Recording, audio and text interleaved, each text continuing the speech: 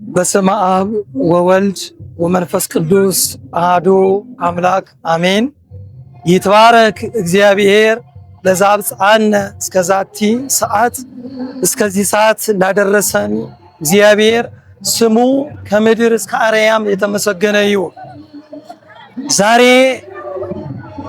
ቃና ዘገሊላ ማለት ጌታችን መድኃኒታችን ኢየሱስ ክርስቶስ በሦስተኛው ቀን ወደ ዮርዳኖስ በሄደ ጊዜ ወደ አንዲት መንደር ሄዶ ምስኪን የተባለ መንደር ገሊላ በተባለች ቦታ ወይናቸው ባለቀበት ሰዓት እናቱን ድንግል ማርያም ታዳሚዎቹ ሁሉ መንፈሳቸው ተሰብሮ ውስጣቸው እንዲነሳሳ መንፈስ ቅዱስ እንዲያናግራቸው እናቱን ድንግል ማርያምን እሷ ጠይቃው የሚያሳፍር ነገር ስለሌለ ጊዜው ገና ነውና እናቴ ይህ እንዲህ አይደለም ብሎ ለእናቱ የሚሰቀልበት ጊዜና ሰዓቱ ገና እንደሆነ ሲነግራት ወይኑ እኮ አልቋል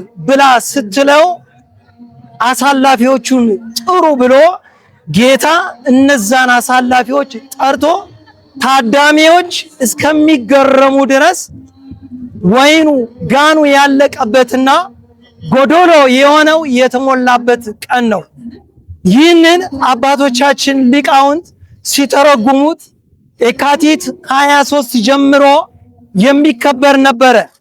ነገር ግን በዓሉን ለማሳጠር ብለው ጾሙ ከመግባቱ በፊት ይህ መከበር አለበት፣ ይህ ነገር የክርስቶስ ተአምር መገለጥ አለበት ብለው ስላሰቡ ዛሬ የሦስተኛው ቀን የነነዌን ጾም በማሰብ የዋ ቀን ነው ብለውት ቃና ዘገሊላ ብለው ጠርተውታል ማለት ነው። ስለዚህ ማለት ታሪክ የሚቀየርበት ውሃ ወደ ወይን የተቀየረበት የብዙዎችን ሕይወት ወደ ማንነት የሚለወጥበት ቀን ስለሆነ ዛሬ ተአምር ነው ማለት ነው። ሁለተኛው ጥያቄ ደግሞ የቃና ዘገሊላ በዓል ከጥምቀት በዓል ጋር የሚያገናኘው ምንድን ነው? አንድ ላይ ይዘው ጌታችን መድኃኒታችን ኢየሱስ ክርስቶስ ዮሐንስን ባገኘው ጊዜ ኖ በጎ ለእግዚአብሔር ዘያትት ኃጢአተ ዓለም፣ እነሆ የእግዚአብሔር በግ መስዋዕት ሊሆን ወደ አደባባይ ተገለጠ ብሎ የዮሐንስ ወንጌል ምዕራፍ 1 ቁጥር 29 ላይ ዛሬ ክርስቶስ የተገለጠበት ጊዜ ነው። በብሉይ ኪዳን ዘመን የነበሩ እነ ሙሴ እነ ኢያሱ ወይሴወር በደመና በመጀመሪያ በጭጋግ በደመና ሲያናግራቸው የነበረ ያ ቀርቶ ዛሬ ኢየሱስ ክርስቶስ በግልጥ በትህትና ዮሐንስ ያጠመቀበት እሱ በመንፈስ ቅዱስ ያጠምቃችሁ ከኔ በኋላ የሚመጣው በእሳት ያጠምቃችኋል ያለበት በሶስተኛ ቀን ይሄ ነው። እሺ፣ በመጨረሻም የሚያስተላልፉልን መልእክት ካለ? እኔ ይህንን በዓል ስናከብር ወጣቱ እጅግ በጣም ወጣትነት ማለት ጀግንነት ነው። ወጣትነት ማለት አብዮት ነው። በዚህ ጊዜ ወጣቱ እግዚአብሔርን ማገልገል አለበት። ትላንትና ከነበረው ኃጢአቱ ደምስሶ ማንነቱ ክርስትና ላይ መሆን የለበት።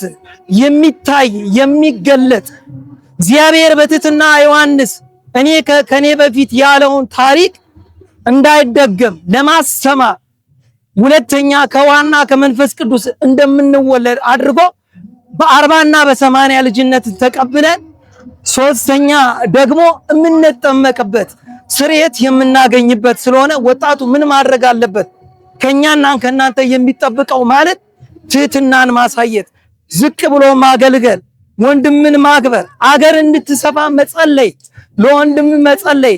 ክርስትናችን ነጠላ ላይ መሆን ስለሌለበት ክርስትናችን የሚገለጥ ሕይወት መሆን አለበት ብዬ ይሄንን መልእክት አስተላልፋለሁ። ወስብሐት ለእግዚአብሔር ወለወላዲቱ ድንግል ወለመስቀሉ ክቡር ይትሐኮት ወይሰባ ስሙ ወትረ በኩሉ ጊዜ ወበኩሉ ሰዓት። በመጀመሪያ እንኳን አደረሱት፣ ራስዎትን ያስተዋውቁልን።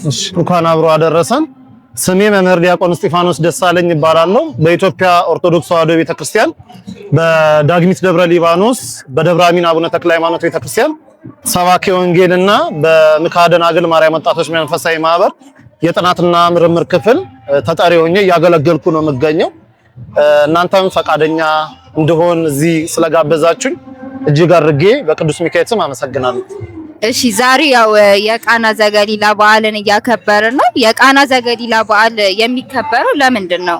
እሺ እንግዲህ ያው እንደሚታወቀው አጠቃላይ ዓለም አቀፋዊት በሆነችው በኢትዮጵያ ኦርቶዶክስ ተዋሕዶ ቤተክርስቲያን ጥር 12 ቀን የምናከብረው በዓል የቃና ዘገሊላ በዓል በመባል ይታወቃል።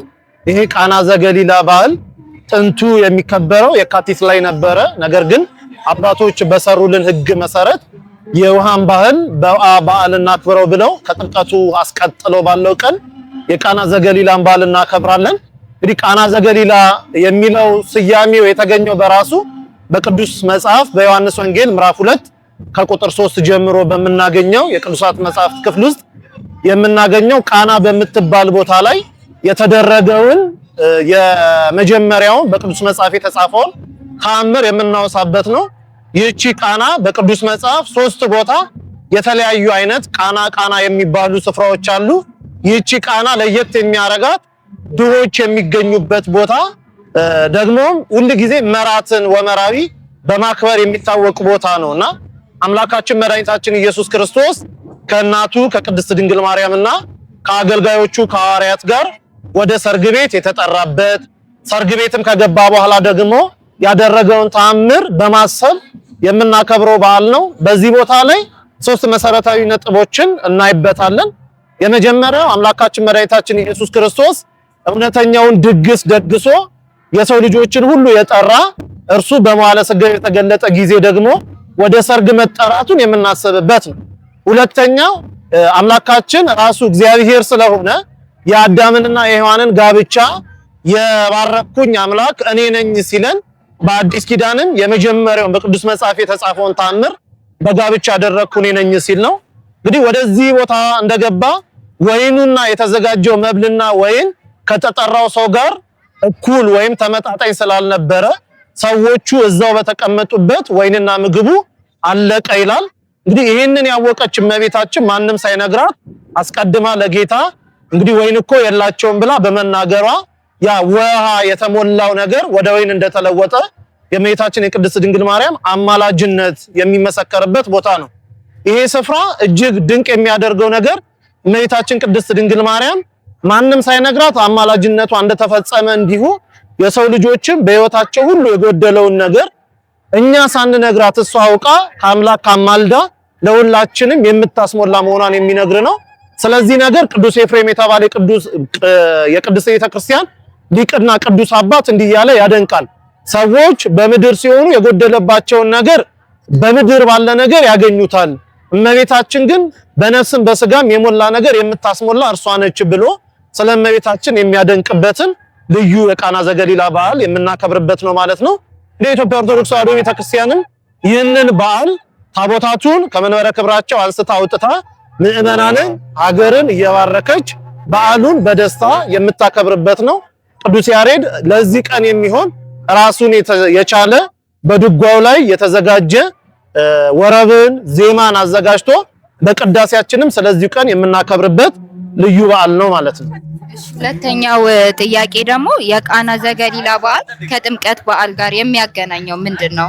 መልካም፣ በጣም ብዙ ነገሮች ያገናኙታል። የጥምቀት በዓልና የቃና ዘገሊላ በዓል የሚያገናኛቸው የመጀመሪያ ነገር መስራቹ ራሱ አምላካችን ኢየሱስ ክርስቶስ አንድ ስለሆነ ነው። ጥምቀትን የመሰረተ አምላካችን ነው። በቃና ዘገሊላ የተደረገውን ተአምር ያደረገ አምላካችን መድኃኒታችን ኢየሱስ ክርስቶስ ነው። ሁለተኛ ሁለቱም የውሃ በዓል እየተባሉ ይታወቃሉ። በጥምቀት አዲስ ልደት እንደተሰጠን በማየ ዮርዳኖስ ከአብራ ከመንፈስ ቅዱስ መወለዳችንን የምናስብበት ነው። በቃና ዘገሊላም ደግሞ በውሃ አምላካችን መድኃኒታችን ኢየሱስ ክርስቶስ ወይንን የሰጠንን ልዩ በዓል የምናከብርበት ነው። ሶስተኛ አንድ የሚያደርጋቸው ነገር በጥምቀት ልጅነት እንደተገኘ እንዲሁ ይህች ልጅነት የምትጸናበትን ቅዱስ ቁርባን ያገኘነው በቃና ዘገሊላ ነው። እንግዲህ አምላካችን መድኃኒታችን ኢየሱስ ክርስቶስ እመቤታችን ወይን እኮ የለንም ብላ በነገረችው ጊዜ እንዲህ ብሎ መልሶላት ነበር። አንቺ ሴት ይህንን እንዳላደርግ ከአንቺ ጋር ምን አለኝ? ጊዜ ገና አልደረሰምና ቆይ ብሎ ስለነበረ ጊዜው ገና አልደረሰም የተባለው ነገር አምላካችን መድኃኒታችን እውነተኛ ደም የምሰጣበት ጊዜ ገና ነው ስላለ በጥምቀት ልጅነት ተወልደናል።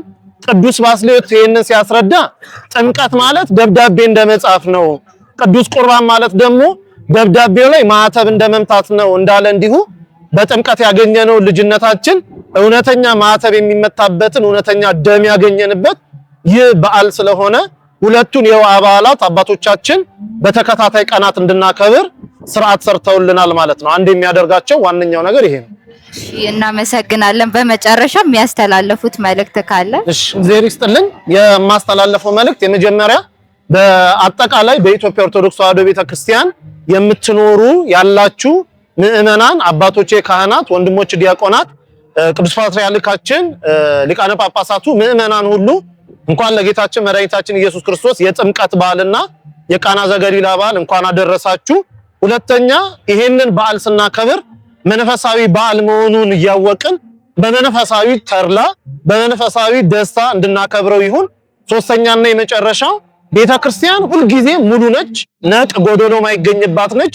ይሄንን ግን ጥያቄ የሚጠየቁባትን መልስ ለማግኘት ወደ ሰንበት ትምህርት ቤቶች እየቀረባችሁ በርቀት ትምህርት፣ በተከታታይ ትምህርትና በኢመደበኛ ትምህርት ያሉብንን የእውቀት ክፍተቶች እንድንሞላ ግብዣዬን አቀርባለሁ። በፍኖተ በጎላ ጽራጽዮን ጎላ በሚደረገው በሰንበት ትምህርት ቤት አገልግሎት ሁላችንም እየመጣን በተለይ የርቀቱን ትምህርት እየወሰድን የጎደለንን ትምህርት እንድንሞላ በሰንበት ትምህርት ቤቱ አባል እንድንሆን አገልግሎቱን እንድንደግፍ በታላቁ መልአክ በቅዱስ ገብርኤል በቅዱስ ሚካኤል ስም እንግዲህ ጥሪያችንን እናስተላልፋለን። በድጋሜ መልካም በዓል ይሁንላችሁ።